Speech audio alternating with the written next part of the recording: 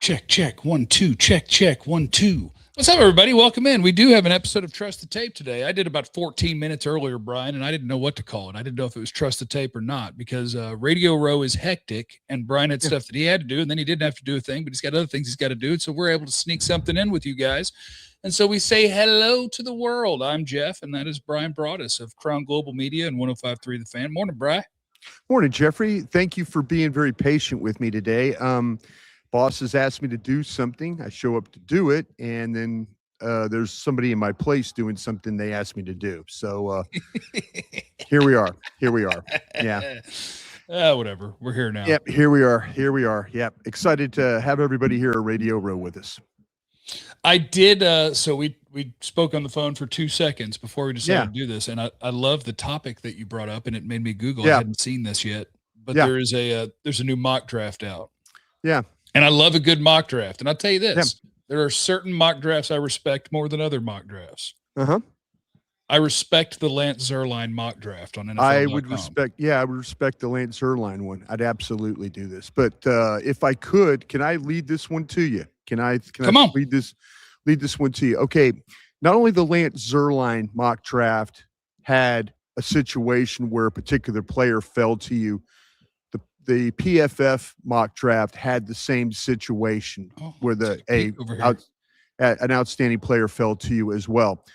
The question I have to you, Jeffrey, is now are we starting to see these mock drafts, and now we're post All-Star games, we're post East-West, we're post Senior Bowl. Scouts are now kind of talking to media scouts. Are we starting to see that maybe that Caleb Downs, safety from Ohio State, is not everybody's favorite player in the top 5? It could be totally BS, but I'm just saying, Zierlein, highly connected. Pro Football Focus feel like that they've got some connections in what they do. Are we starting to see that the league really sees safeties for who they are, even though this is a draft that has several of them that can absolutely make a difference? I will say I hope so. Because nothing will change. Nothing will change for me in this draft. That if you told me you were at 12 and Caleb Downs, the Ohio State safety, were available for the Cowboys, I would want them to snap that up in a heartbeat.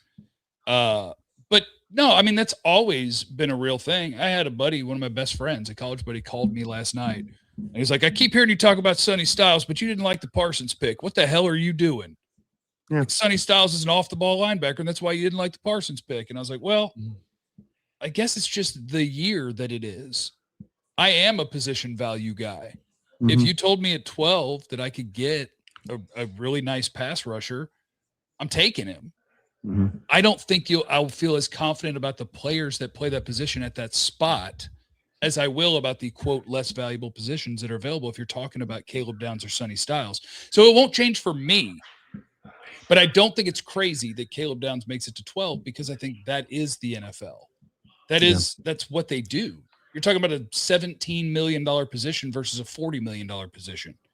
If teams think they can get an offensive tackle that's going to be a quality starter, if they think they can get a corner that's going to be a quality starter, if they think they can get a pass rusher, a wide receiver, they will lean that direction. So I just say all that to say it's not crazy. It's not crazy, but I think he's one of the 3 best players in the draft. So if he made it, I'm in. Yeah, I totally agree with the evaluation, Jeff. I think he is one of the 3 best players in this draft. And you could even make an argument about Jeremiah Love from Notre Dame being one of the top 5. This might be one of these. This might be an era that we're starting to navigate into where positional value should not be what it is. And maybe we're starting to see teams say, well, I could get this guy there. I could get this guy here. I could sign. There's so many ways now the NFL has become specialized, and the weaponry that you have, your ability to unleash a safety that can cover in the slot, can blitz, can play as a nickel linebacker. We had Nate Tice on our channel yesterday at 105.3 The Fan, and Nate was talking about, how this hybrid player, this safety player, is basically like a will linebacker now in an old 3-4 defense, and that ability to drop, to rush, to play the run. So, we're starting to see teams have success with traditional players that don't fit the parameter of like, oh, you would never draft that guy. Example of a guy like Brock Bowers with the Raiders, and I know the Raiders are god awful. Brock Bowers is a weapon on any other team. Brock Bowers is Puka Nacua and that kind of stuff to me.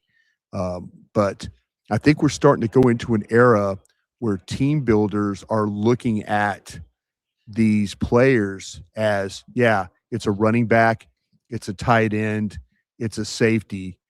We need to take them now.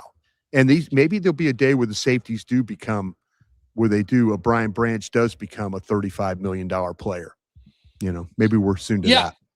And maybe we're just reaching the point. I forgot. I was talking about this, I think last week, it might have been 2 weeks ago, and I don't remember who wrote it. And I hate that I don't remember who wrote it. But it was just the idea that when you look at the best defenses in football today, a lot of them tend to have something in common. Yeah. And it's the nickel who can literally do everything. Yeah. Like if you have, and maybe you wouldn't even call him your team's nickel, right? It's Kyle Hamilton. It's Jalen Petrie in Houston. It's a safety, but it's Darren Woodson is what it is. It's Darren Woodson. It is. If you can, depending on, because now Jesse Holley is on a kick lately where he's thinking 13 personnel is the future of the league. I think that it's going to tend to stay 11 personnel. In other words, a lot of receivers on the field, 13 personnel would mean 3 tight ends on the field. But if you have the guy who can impact the game, rushing the passer, covering a tight end, covering a wide receiver, playing a deep half, whatever you want to do offensively, the goal that you have when you're doing all these things offensively is to screw me up. If you can't screw me up, because I don't care what you put out there. My guy can come down there and tussle in the box. He can cover your slot receiver. He can cover your tight end. He can play a deep half. I think, there's tons of value. You just have to find the guys who are capable of doing that. And then is Caleb Downs truly able to be that in the NFL? I think so. I think that potentially a guy like, we've kind of talked about these safeties and what they've been able to do, and especially in this draft. And I lean towards a guy, and I'm pulling up my notes as we speak. You love your Oregon guy. All people asked me about today was the Oregon guy, which means you and Vach definitely talked about it. We did. So everybody brought that to me, and I'm like, at 20, I don't think that's for me, but I get it. You know what? It's for you if you listen to what you just said 2 minutes ago. I think there's levels to that stuff. No, there's you said it. You said it. You described Downs, you described Thieneman, you described those kind of guys. I think that Scott from Miami might be one of those guys too, as a corner playing in this kind of role. Somewhat. Like to me, I would go through each of those guys individually and why I don't think they're Caleb Downs, I guess, right? Like, well, they're not, however you pronounce it. I don't think he brings the same size and physicality. When you talk about the Miami guy that you 205 pounds. I mean, 6 foot, 205 pounds. That's what he is. You don't think pardon me. You have not watched Thieneman yet? I'm just asking the question. I'm not trying to. No, I have. No, I have. I wouldn't. Okay. I wouldn't offer an opinion if I hadn't. No, like I didn't know if you had watched him. I think to me, when you start to talk about downhill tackler, play in space, cover guy, I think, is he Downs cover ability? I think I'll challenge you that Thieneman can play better off the hash too deep than what Caleb Downs can play. And I've had some conversations with you. I've had some conversations with you where you didn't think that Downs was particularly a off the hash or single high safety. No, I think he can do that. I don't think I've ever said he can't do that. Why? Questions about that. I thought there's been some questions where you felt like that he might struggle in that area. Maybe I'm on so many platforms. So. Okay. No, I don't think so. My thing is just, I think it would just be like, how high do you value each of these individual guys' skill sets? See, this is where when you describe the player that you just did, right? That's how you see him. Yeah. I didn't see him that highly in that way. Like, I actually am debating between him and the LSU safety in like the same range. To me, I look at Halsey. I have Halsey in the third round, and I've watched Halsey play. Matter of fact, I have Ramsey from USC above Halsey. I think there's some things about Halsey that now you talk about a guy that doesn't turn and doesn't. I would not play him in a lot of coverage per se. Right. He's a better forward player. And he reminds me of a body type of a Hall of Fame guy, and I know it's a Hall of Fame guy that I was Leroy Butler with the Green Bay Packers. Body type reminds me of that guy. I think when you start to talk about guys that potentially can cover and do these things, Ramsey from USC, McNeil Warren, the hyphenated name player from Toledo, Thieneman. I don't know how much I really want to put Halsey, and that's only because I watch LSU every week and get mad at how they play defense.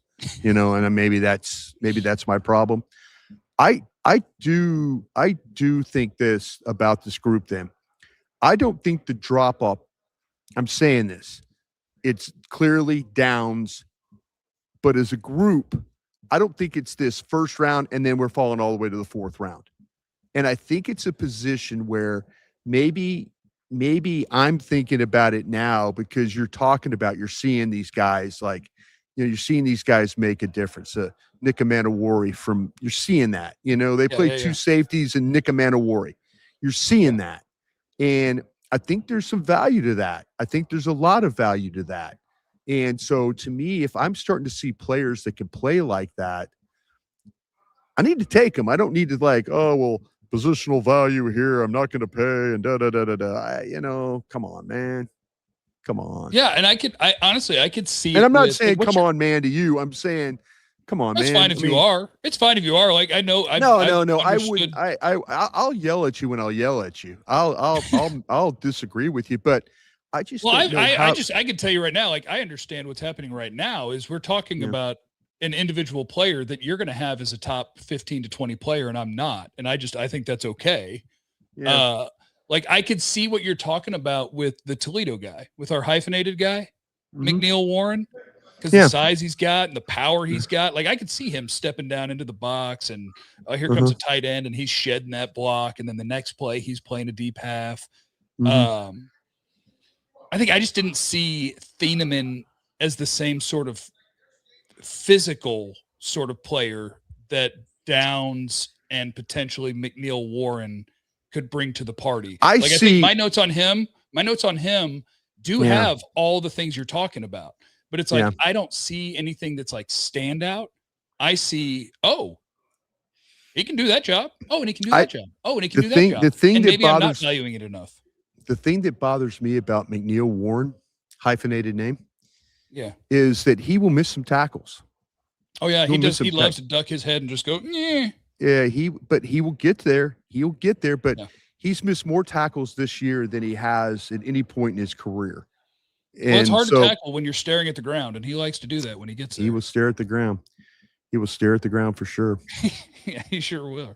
But I like the player. I mean, I like the player a lot. I really do. I like the player a lot, and I do like Thieneman a lot. And I just feel like that the safety group, I think, is better than a lot of people. And I think this is a good opportunity for teams to take one, and don't be afraid to take one early because they're all players that can help you. And I even projected Scott, who is a corner, to play that kind of role. I think he could be as tough as he is, as he tackles, he covers.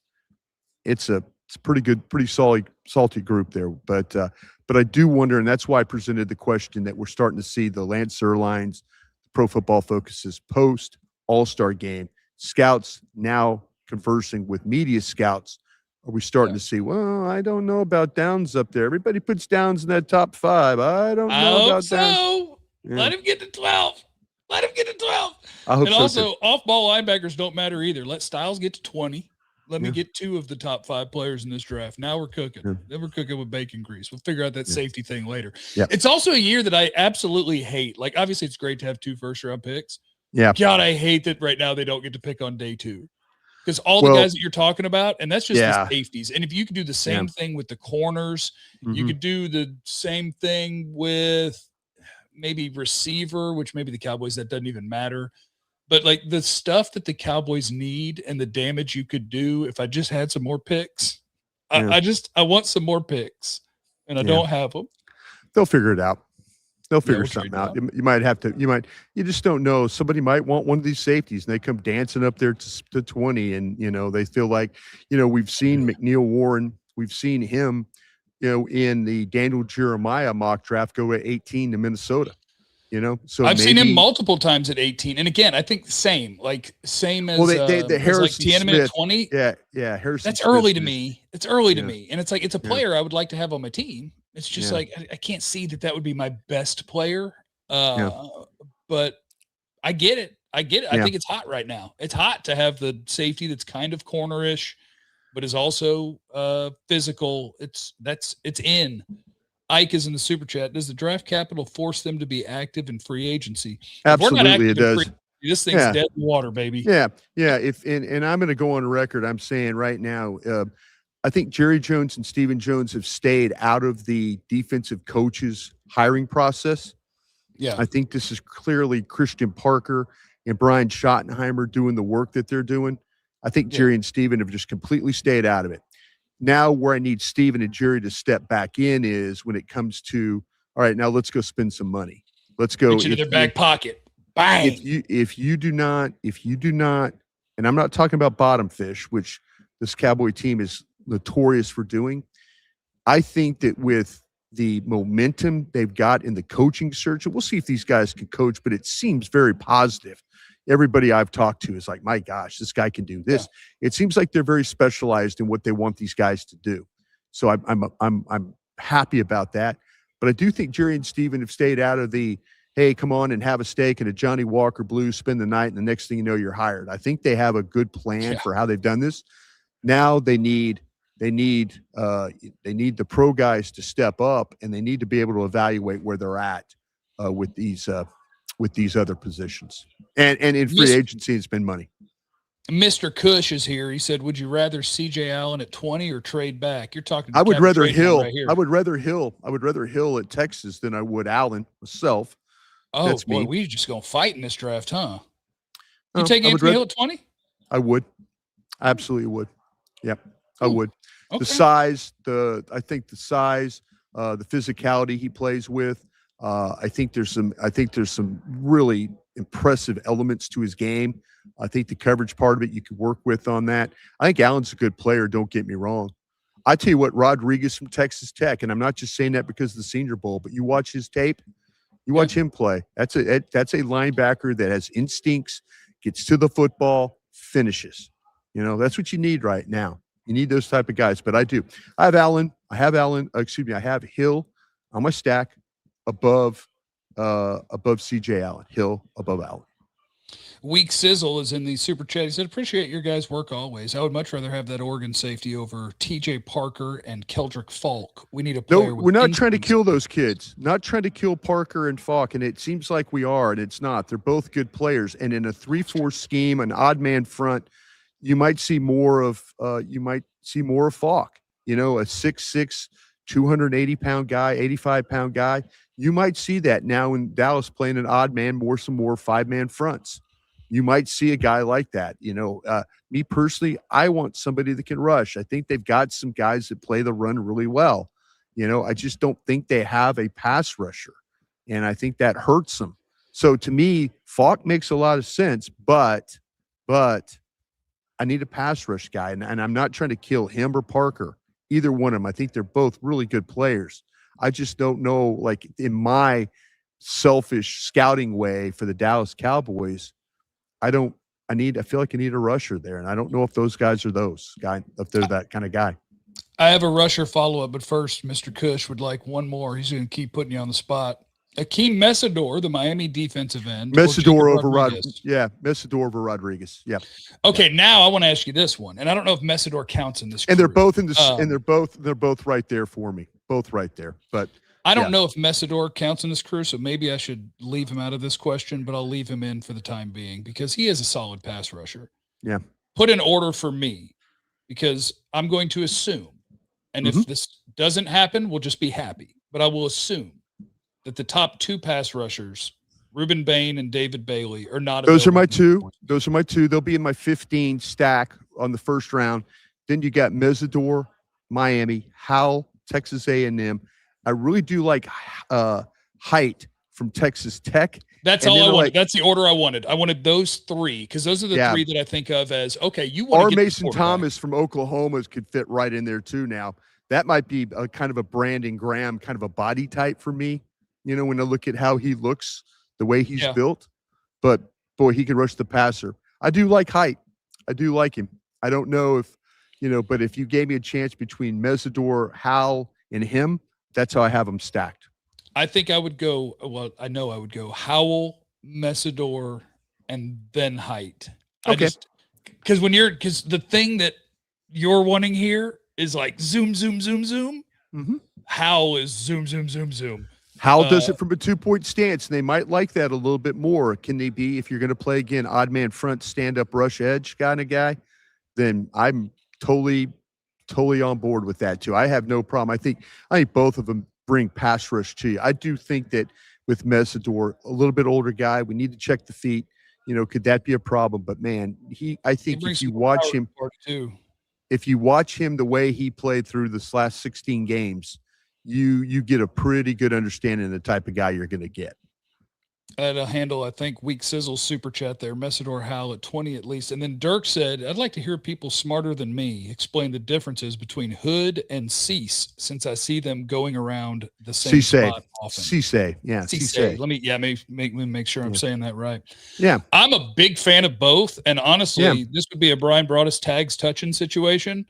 I like Hood better as putting hands on people. Oh, yeah. Making the entire route challenging, being a massive annoyance in man coverage from the word go.